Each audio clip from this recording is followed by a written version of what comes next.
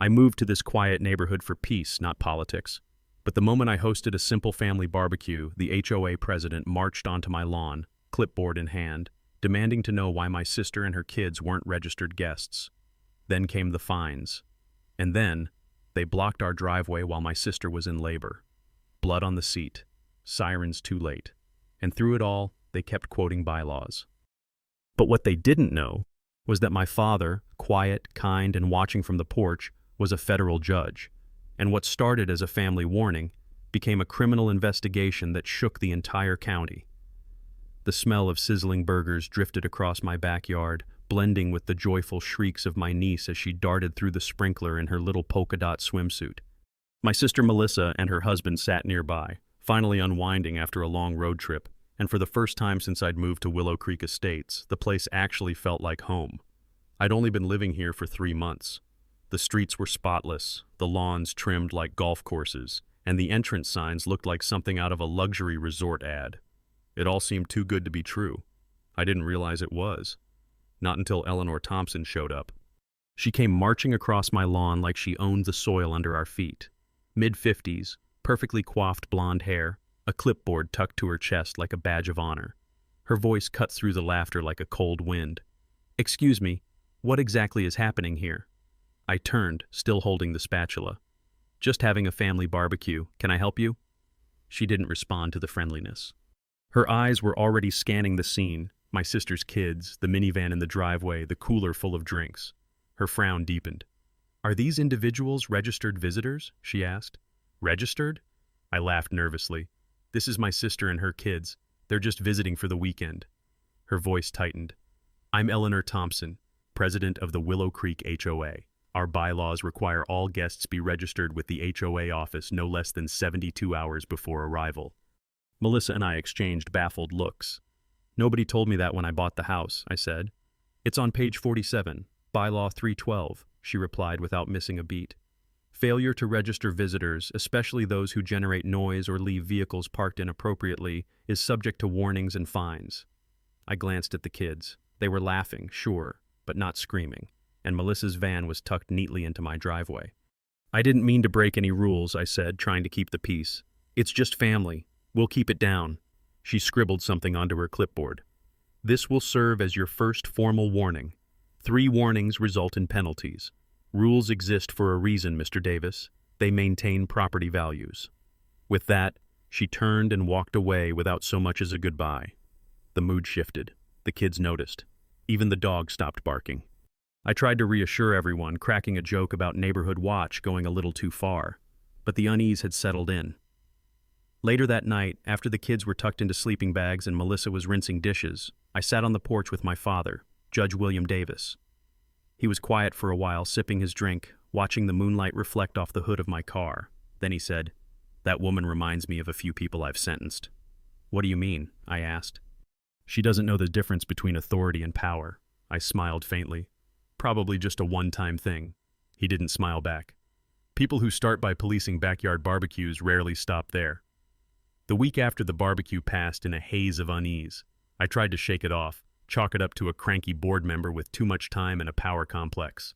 But the clipboard and Eleanor's tight smile stayed in the back of my mind like a splinter I couldn't pull out. Then came my birthday. I hadn't expected my parents to drive 3 hours for it. But just after lunch, there they were on my doorstep. Mom with her signature chocolate cake and Dad carrying a gift wrapped in newspaper, his version of a joke. It meant more than I could say. After the rocky weekend before, it felt like a reset. We sat out on the porch, sipping iced tea and sharing stories. The sun cast a golden hue across the neatly trimmed lawns. For a moment, everything felt normal. That moment didn't last.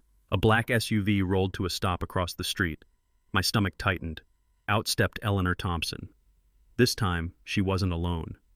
Flanking her were 2 HOA officers, a balding man with a smug expression and a woman with clipboard energy even without the clipboard. They moved with precision, like law enforcement without a badge. "James Davis," Eleanor called before she even reached the walkway. "We need to verify the identity of the individuals on your porch." I rose slowly. "They're my parents." "There's no record of visitor registration," said the man, tapping a tablet. "That's a second violation." He handed me a pink slip of paper. $500, due in 10 days. I looked at the fine in disbelief. You're serious? My parents surprised me. It's my birthday. Eleanor's smile didn't budge. Surprise visits are still visits. Rules are rules. My mom stood up, visibly confused. We're just visiting our son. We brought cake. The woman with glasses stepped forward. Without proper registration, there's no way for us to verify that. We have to take community security seriously. That's when Dad stood up, calm, collected. His posture straightened just slightly, but the shift was undeniable. I believe we met briefly last weekend, he said. William Davis, federal judge. Eleanor stiffened. Then you understand the importance of following established protocols, she said. I do, he replied. I also understand the concept of unreasonable restrictions and selective enforcement. Her expression didn't falter, but I could see the tension creep into her shoulders. Section 7 of the HOA covenant outlines, Dad interrupted gently. I'd like to see the exact bylaw, right now. Eleanor hesitated, then turned to her deputy. Perhaps Judge Davis should reread the covenant himself. The three of them turned and left, Eleanor snapping a photo of my parents' car as they went. We returned to the porch, but the warmth had drained out of the evening. My mom held my hand a little tighter. My dad said little, just sipped his tea and watched the road. When they left later that night, I apologized profusely. You've got nothing to apologize for, Dad said, folding the violation slip and tucking it into his coat pocket. But I'm starting to think this HOA doesn't just need a reminder of the law. He paused before opening his car door. It might need a reckoning. It happened at 5:30 in the morning. My phone rang, vibrating against the nightstand like a wasp trapped in a jar. I answered groggily, but the fear in my sister's voice snapped me awake. Jake, my water broke. 6 weeks early, Kate and her husband Tom had been staying at my house while their home was being renovated. The baby wasn't supposed to come yet. The doctor had said there was time. But life didn't wait for paperwork, and my family certainly didn't ask the HOA for permission to have a medical emergency. I sprinted down the hall, helped Kate into the car, and tossed her hospital bag into the back seat. She was pale, her teeth clenched, breath shallow. Tom climbed in beside her, gripping her hand. 15 minutes, I said, starting the engine. We'll be there in 15, but we never made it out of the driveway. Just as I reversed out, blinding headlights pierced through the early morning fog. A black SUV blocked the street. Its driver door opened. Out stepped Eleanor Thompson, clipboard in one hand, walkie-talkie in the other. Behind her came Martin Greenberg, the balding HOA vice president, and two other board members I'd only ever seen during brief HOA announcements. Eleanor raised a hand like a traffic cop. Going somewhere with unregistered guests, Mr. Davis? I slammed this car into park, flung the door open, and stormed out. My sister is in labor. Move your car. She's an unregistered visitor, Martin said, raising his phone and beginning to record. This constitutes another violation. We're documenting. Kate screamed inside the car. A red stain spread across the passenger seat. This is a medical emergency, I shouted. Eleanor didn't blink. Then perhaps you should have considered emergency situations when you repeatedly ignored our policies. This community has rules for a reason. Tom jumped out of the car. Please, we need to go. Our baby is coming early. Diane, the board secretary, pulled out a clipboard. I'll need a doctor's note confirming this isn't a tactic to bypass visitor protocol. I froze. I couldn't believe what I was hearing. Kate cried out again, clutching her belly. Her contractions were only minutes apart. The smell of blood hung in the air like a warning. I turned toward our neighbors' homes. Curtains shifted. Shadows stood behind windows, watching. No one came out, except one. Mrs. Wilson, a retired teacher from across the street, stepped out in her bathrobe, her voice trembling with rage. "What are you doing?" she yelled. "That woman is having a baby. Move your car." Eleanor didn't flinch. "This is HOA business. Please return inside." The sirens came 10 minutes later. 10 unbearable, blood-soaked, contraction-filled minutes. The paramedics had to wheel the gurney around Eleanor's SUV because she still hadn't moved it. I watched my sister disappear into the ambulance, her face twisted in pain, Tom climbing in after her. Eleanor looked me dead in the eye. Due to repeated violations, the Davis family is hereby banned from Willow Creek Estates, she announced to the gathering neighbors. Effective immediately. Gasps spread through the small crowd. "You can't do that," Mrs. Wilson protested. "Actually," Martin said smugly, holding up his tablet, "we can. Section 47.3 grants emergency powers to the board in matters of community stability. My hands were trembling. I didn't speak. I couldn't. I just got into the car and drove to the hospital, my mind racing faster than the tires. By the time I got there, the baby had been delivered. She was premature but healthy. Kate was stable. Tom was crying. I stepped into the hallway and called my father. He answered on the first ring. "How's Kate?" "She's okay. The baby's okay. But they blocked our driveway, Dad. Wouldn't let us leave." Silence. Then slowly, "Send me their names. Full names. And addresses." "Why? What are you going to do?" There was no emotion in his voice, just steel. "Nothing illegal, but no one threatens my family and endangers my granddaughter." When my father said he was going to handle it, I didn't know what that meant, but I should have. Judge William Davis wasn't just a retired courtroom figure with a fondness for grilled burgers. He was the man who once took down a corrupt state senator, using nothing but subpoenas and silence. And now, he was coming for the HOA.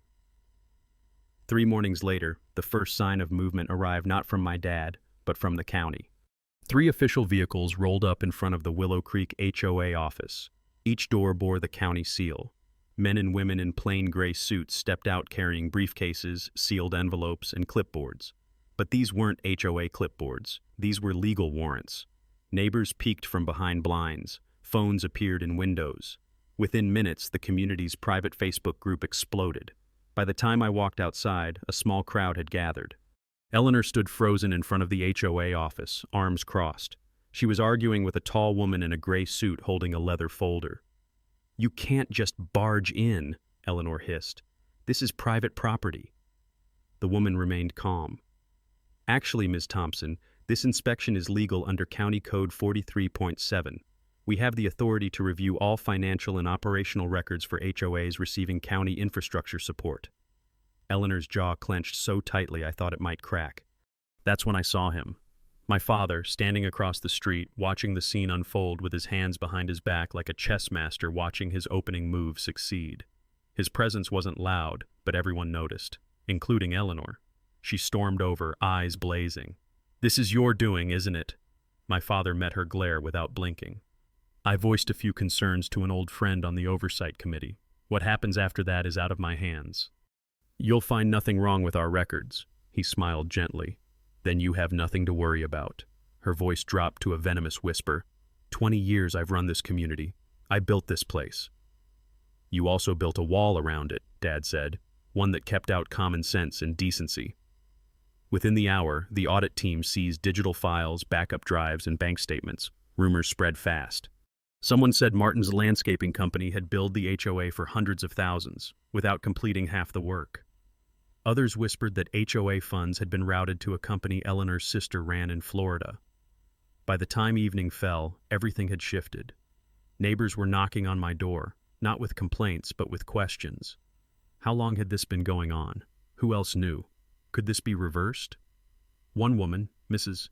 Patel, had tears in her eyes when she said, "We always thought it was just us." Later that night, Dad called me from the hospital. Kate and the baby were still resting, but he'd brought his laptop and a flash drive. "I pulled the articles of incorporation for Willow Creek Estates," he said. "Half the governing documents were never properly filed. That makes a lot of what they've enforced unenforceable." My heart raced. "Is that enough to stop them?" "Maybe," he said. "But the tax letters in your mailbox will help more." I blinked. "What do property taxes have to do with this?" "Because those taxes fund the county, which governs public infrastructure. And if HOA funds are misused, the county has the right to intervene." As we talked, I opened my mailbox. There it was, a certified letter from the HOA. A new fine, $1,500 for a pattern of unauthorized visitor behavior. My father laughed when I read it aloud. "They've just done us a favor," he said. "They put their illegal retaliation in writing. And the moment they did that, the scales of the law started tipping, not in their favor." The emergency HOA meeting was called on a Friday night, 7 p.m., sharp. Usually, HOA meetings were held at inconvenient times, mid-morning on weekdays when most homeowners couldn't attend. But this time, every seat in the community center was filled. Folding chairs lined the walls. People stood in the back. Neighbors who hadn't spoken in years now exchanged quiet nods of solidarity. Eleanor Thompson and her board filed in late, looking worn but defiant. Her makeup was heavier than usual. Martin clutched a thick binder to his chest. Diane didn't meet anyone's gaze. Eleanor stepped to the microphone. Due to recent confusion surrounding board operations, she began, this meeting will clarify the authority of the HOA and address any misinterpretations. She didn't get to finish. Is it true you've been funneling contracts to your brother-in-law's company? A voice shouted from the crowd. Eleanor stiffened. That's under review. What about banning our families from visiting us? Someone else called out. My grandkids aren't even allowed to use the community pool. Voices multiplied, louder now. You fined me $300 for having a garden gnome. You canceled our block party because it wasn't aesthetically compliant. Eleanor tried to regain control. We've always acted in the community's best interest. Liar, someone said. Not shouted, just loud enough to echo in the silence that followed. My father stood quietly in the back, arms crossed, watching. Then I stepped forward. My name is Jake Davis, I said, turning to face the room. You all know me, or at least you've heard what they've said about me. A few neighbors nodded. Others leaned forward. I moved here to build a quiet life. I never expected to be fined, threatened, or blocked from taking my sister to the hospital while she was in labor. But that's exactly what happened. And it didn't stop there. I held up the certified letter. They fined me $1,500 for letting my family visit. They blocked emergency access to my home. And they told me that rules are rules. The crowd murmured in disbelief. But here's the truth. The rules weren't legal. Half the bylaws weren't filed. The HOA has operated for years with no real oversight, no transparency, and no accountability. That ends now. Martin shot to his feet. This is slander. No, came a new voice. It's truth. Everyone turned. It was Rose, my quiet, elderly neighbor who tended her roses like they were royalty. She held a folder in her hands. My husband's a CPA, she said. He's been filing complaints about HOA finances for years. No one listened, but now we have proof. She handed the folder to the county officials sitting in the front row. A wave of tension broke across the room. Diane's voice trembled. We only followed precedent. Precedent doesn't excuse fraud, my father said, stepping forward at last. Or harassment, or retaliatory fines. He pulled out another document. This report outlines 16 separate violations of state HOA law, including conflict of interest, misuse of community funds, and discriminatory enforcement of policies. Eleanor's face paled. Martin looked down. The woman from the county oversight team stood next. Effective immediately, all board authority is suspended pending full investigation. All HOA funds will be frozen. No new fines will be enforced until further notice. A collective exhale filled the room. But Eleanor wasn't done. She pointed straight at me. This is your fault. You and your judge father, you've destroyed everything we've built. My father looked her in the eye. What you built was a fortress of control. What we're building is a community. As Eleanor turned to storm out, she was met by a woman in a black suit at the door. Eleanor Thompson? The woman asked. I'm with the County Fraud Investigation Unit. I have a few questions. The room erupted in stunned silence. This time, Eleanor didn't answer. She just lowered her head and followed the investigator outside. Eleanor's arrest didn't end everything. It started something. Over the next several weeks, Willow Creek Estates transformed from a neighborhood ruled by fear to one brimming with cautious hope. County officials maintained a steady presence, combing through files, auditing contracts, and interviewing residents. Each new piece of evidence peeled back another layer of deception. Years of manipulated fees, double billing, and kickbacks to companies tied to board members. The headlines came fast. HOA leaders face criminal charges in financial scheme. Judge's complaint uncovers multi-year fraud in affluent subdivision. For the first time in years, the people of Willow Creek Estates started stepping out of their homes not to glare at one another, but to talk, to share stories, to ask, did this happen to you too? It turned out nearly everyone had experienced some form of HOA retaliation. The Gonzalez family had been fined repeatedly after questioning a park maintenance budget. The Patels were denied pool access for a full summer after requesting a Diwali celebration. Elderly residents had been shamed for having visiting caregivers. One by one, the myths fell. One by one, the silence broke. And then came the invitation. a community-wide vote to dissolve the existing HOA leadership and replace it with an interim council chosen by the residents. My name was on the ballot. I hadn't planned to run. But after everything that happened, after my family was treated like trespassers, after my sister nearly gave birth in the front seat of my car, I couldn't walk away. I didn't want control, I just wanted fairness. The vote wasn't even close. At the first council meeting, held not in a gated HOA office but out in the open at the park, we laid out a plan. Review all bylaws with legal oversight, offer refunds for unlawful fines, and rewrite the rules with one guiding principle: community, not control. That night, we held a cookout. No permits, no inspections, no sign-in sheets, just neighbors bringing food, folding chairs, and each other. Mrs. Wilson made sweet tea. Mr. Patel played music from his porch. The new community pool, built with recovered funds, reflected the laughter of kids jumping off the sides, their parents nearby, unafraid of being written up. I stood beside my dad, who was sipping a Coke and looking out across the lawn. "Do you remember the first time we met Eleanor?" I asked. He chuckled. "Of course.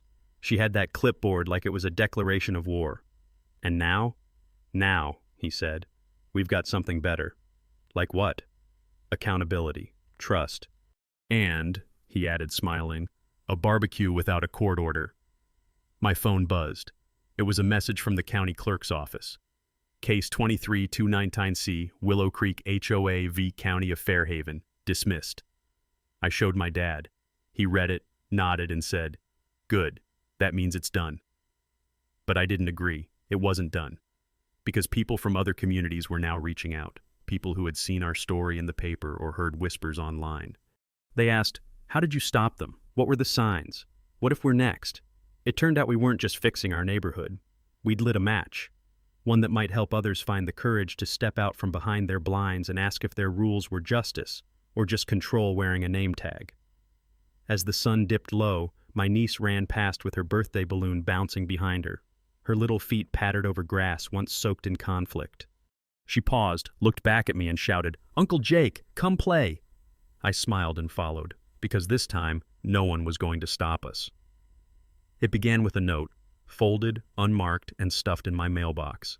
No return address. Just one line, scribbled in uneven ink. "Back off, or your house burns next."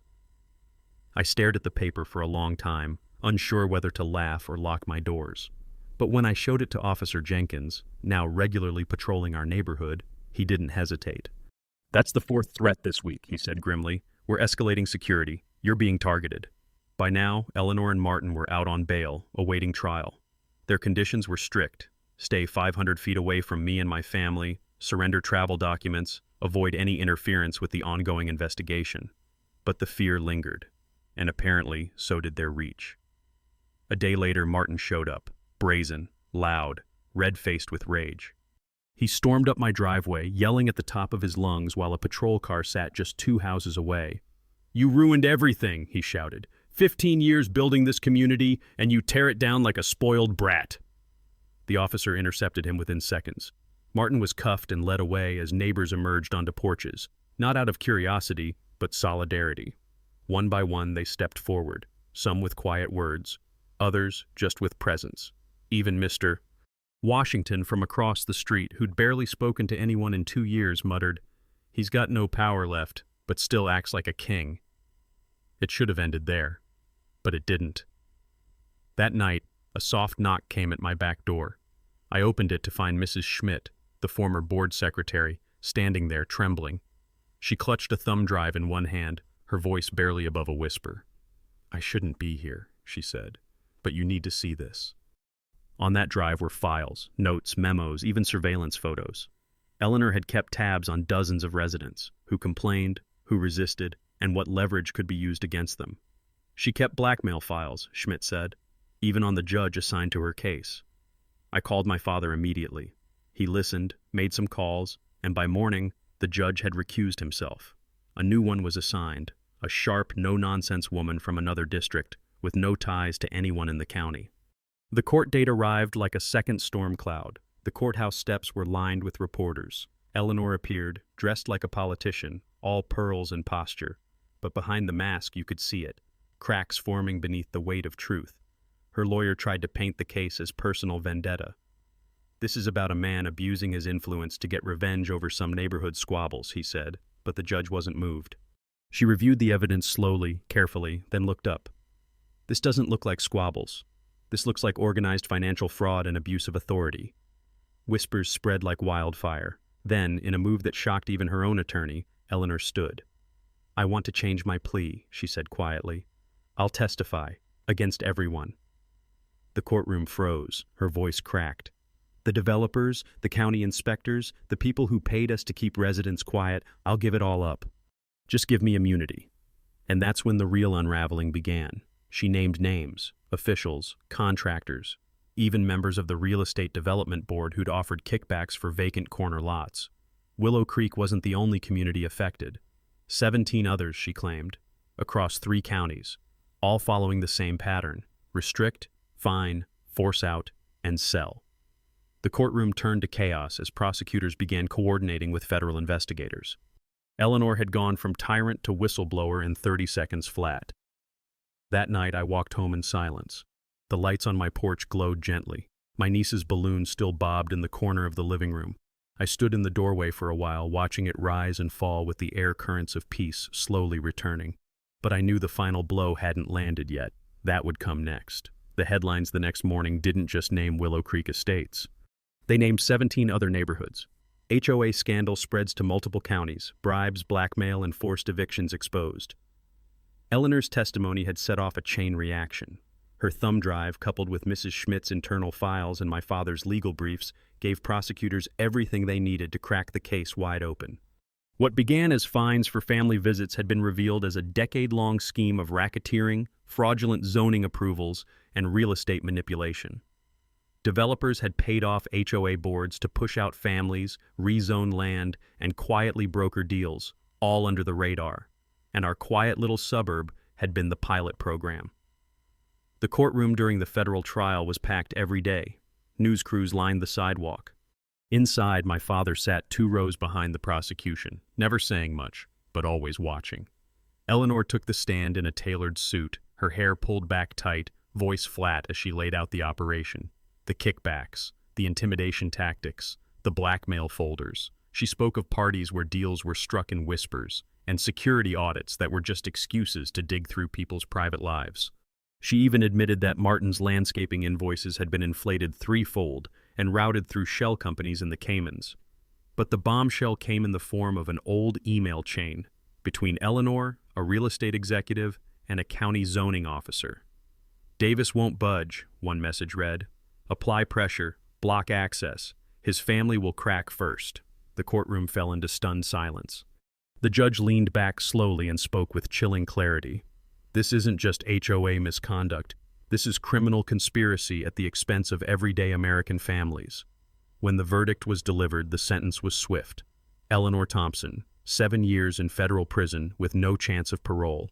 Martin Greenberg, 6 years plus financial restitution to over 40 families. Several county officials resigned in disgrace, and 3 developers faced their own investigations. The HOA was dissolved by judicial order. In its place, a new residence council was formed, with full transparency, rotating leadership, and oversight built into its foundation. I didn't seek power, but they still asked me to lead it. I said yes, not because I wanted the title, but because I wanted to protect what we'd rebuilt. At our first open meeting, we read aloud the new code of ethics, drafted by volunteers from every corner of the neighborhood. My dad stood quietly in the back of the room, arms crossed like always. Then I stood and read the first bylaw of the new Willow Creek Charter. All families welcome, no exceptions, no paperwork. The room broke into applause. For the first time in what felt like years, it was the sound of genuine unity, not forced politeness. Later that week, we held a proper celebration. Tables lined the park, kids ran barefoot on the grass, and no one counted how many guests came or who parked where. My sister brought the baby, now strong and thriving, and my mother finally relaxed enough to laugh again. She handed my father a lemonade and nudged him. "You can finally rest now, Judge." He just smiled and looked at the community around him. "Rest? We're just getting started." That night, I sat on my porch, the stars blinking faintly overhead. My phone buzzed. It was a message from someone in another state, someone who had seen the trial on the news and read about what happened. "We think our HOA is doing the same thing. How do we fight back?" I replied with 3 simple words: start by speaking. Because if there's one thing I've learned, it's this: silence feeds corruption. And one voice, just one, is enough to tear down an empire built on fear, especially when that voice refuses to back down. Sometimes the most ordinary settings, like a backyard barbecue or a visit from grandchildren, become battlegrounds for much bigger fights. And what starts as a simple injustice can unravel layers of abuse and corruption, if only someone has the courage to speak. This story isn't just about an HOA gone too far. It's about boundaries, both personal and legal. It's about the importance of protecting your home, your family, and your values, even when the people challenging them wear suits, carry clipboards, and quote bylaws like scripture. For seniors, many of whom have spent decades building their homes, raising families, and living quietly, this story is a reminder. You have the right to be treated with dignity. You are not too old or too late to stand up against wrongdoing. You don't need permission to have your grandchildren visit or to enjoy your life in peace. It also reminds us that the law, when used wisely and bravely, still works, especially when paired with community support and the voice of someone who refuses to be silenced. So if you ever feel like the rules are being used as weapons instead of tools, remember this: speak up, ask questions, and never let anyone convince you that you don't belong in the very place you've helped build, because family should never need paperwork to be welcome. And justice, no matter how slow, always starts with someone who refuses to be afraid.